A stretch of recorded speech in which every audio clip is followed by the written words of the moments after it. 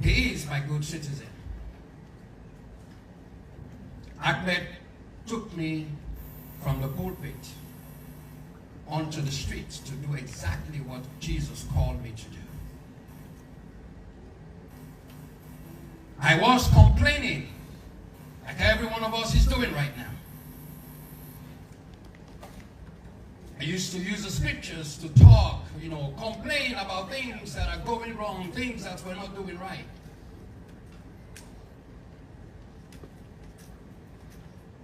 And Ahmed came along. I remember his first encounter when he was in 5th grade. Like every child has done, Ahmed and his fellows were laughing at a blind man. And I remember that day his mother called me. And she was very angry. Like, listen to what your son did. Said, oh, he was laughing at a blind man. Like every African parent would want to do is to beat a child. And I encouraged her. I said, don't beat him. I said, please do this for him. I said, blindfold him and let him experience what that blind man is experiencing. And so the mother did. And after that, I said, let me talk to him. And I asked him how he felt. He said, not good. I had no idea what God has done in his life that moment. Ahmed started going to school, not eating his lunch. It was a month later, about a month, his mom called me and said, your son has not been eating his lunch. I said, why? He said he has been giving his lunch to the blind man he was laughing at. Wow. Blind man he was laughing at. That did not stop Ahmed. When Ahmed entered high school, Ahmed was literally looking for kids who are so brilliant, whose parents don't have nothing, and who are about to fall off school. And Junior would call me, Dad, hey, this kid's parents don't have money. He or she is so brilliant. Would you please help? And for those whose parents have it and are not doing well in school, Ahmed will call me, Dad, this kid's parents are so, they have money, they've done everything. Like we all African parents say. We've done everything for our kids because we have money. Give them food to eat, we give them clothes. And we believe that's what raising a child is. Hallelujah. But yet still those kids were not doing well. And Ahmed would say, Dad, could you please talk to them? To talk to them. I remember calling, talking to them. Until one fine day, Ahmed called me, almost crying in tears. And he said, Dad, I want to show you a video. He said, if you see this video, you'll cry. And I said, okay, send it to me. Send the video to me, and I saw it. I couldn't understand what the video was about. It was a makeshift shelter with water running underneath. And there were plastic bags hanging over it. And I said, what is the meaning of this? And Ahmed said, there is a lady in our community who has, I think, 4 or 5 kids. They said to me, this lady was going around washing dishes for people. And they gave her leftovers. She put leftovers in a plastic bag to feed her kids. I said, Dad, please do something.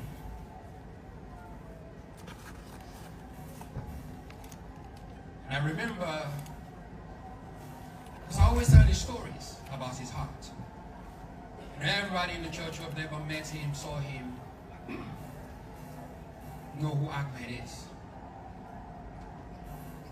And I remember one of the ladies in the church, Ahmed's first fan, ever fan, true fan, said to me, Pastor Ahmed, you've been doing a lot. You know, I need to help you with this case. Give me your son's number, and I will take care of this case. And this lady, before Facebook, some of these people think Ahmed was doing something for fame. Fame came upon him. That was not his plan. Fame came upon him. He never did anything for himself. Never lived for himself. Never. There are people who did not understand him. There are a lot of people who misunderstood him. I remember him calling me, being frustrated. And I said to him, my son, you are not everybody. I said, you are somebody. Do not try to be like everybody. Because if you try to be like everybody, you will end up being nobody. Be who you are and do what you're doing. Hallelujah. And so I remember one fine day he posted a video on Facebook.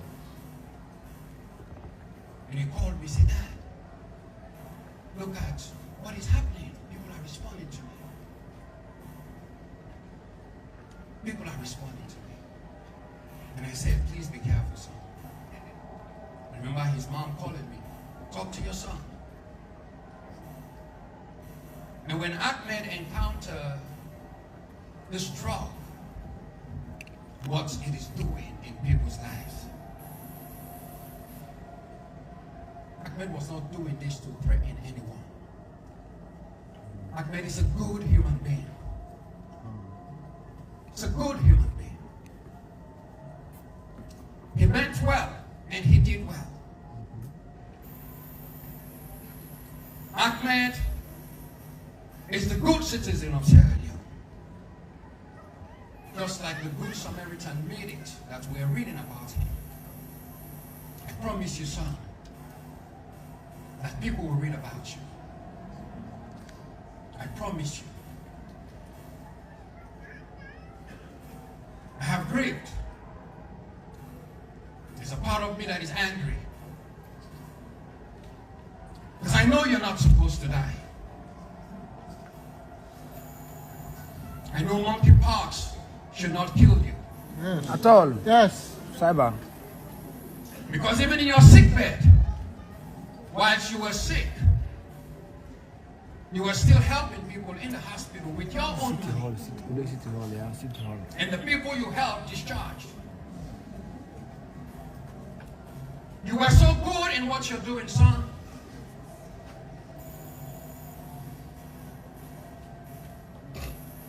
I remember the day I received a call that your son have not slept. Because when I left him in April, I had an attack. I'm just wearing the shoes because I'm here. I have not worn shoes since I went back to America. Whatever they tried to do to me, my feet were like a leopard. And I remember Ahmed calling me. He said, Dad, are you okay? I'm worried about you. And I said, I'm trying. I said, I'm fine. I'm going to be okay.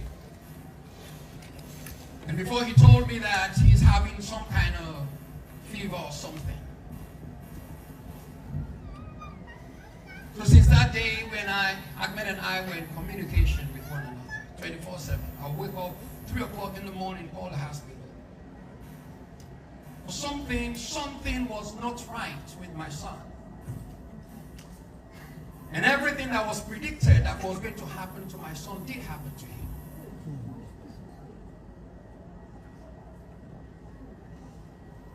But I'm not here with anger, hallelujah. Because Ahmed used to tell me and his mom, he said, Dad, I'm a child of God. Whoever touches me, touches is God. Son, I stand with you. I believe in that. I believe in that, son.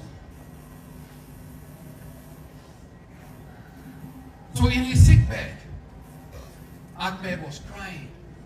I was wondering whether the pain was because of the pain. I said some medication. And he said, no, he wasn't crying for his pain. Ahmed was crying for a 2-week-old child who was attacked by this monkeypox. And because the child would not sleep at night, Ahmed would not sleep. He said, Dad, he said, I understand the pain that I'm going through. He said, I can't imagine a 2-week-old child going through this. A 2-week-old child. Is Ahmed here? Where's Ahmed? Would you please bring him up? Please. He's Ahmed's mother.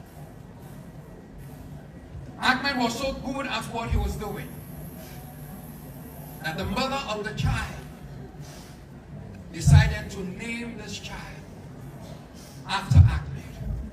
Wow. Child. You didn't know? Some of you don't know my son. I've seen most people have done. You don't know him. I'm grateful for the gentleman who read that poem. That is my son's story. Ahmed was trying to fight a battle that was not meant for him. For too long, we have allowed the few bad ones to win. Because we, the good ones, are only good in complaining. Imagine if all of us sitting here today had joined Ahmed in the streets with those people. The streets of Sierra Leone will be empty of those people by now. If every pastor who is preaching, shouting, yelling, screaming will just do what Ahmed was doing, he will be alive today. I'm not pointing fingers at anyone.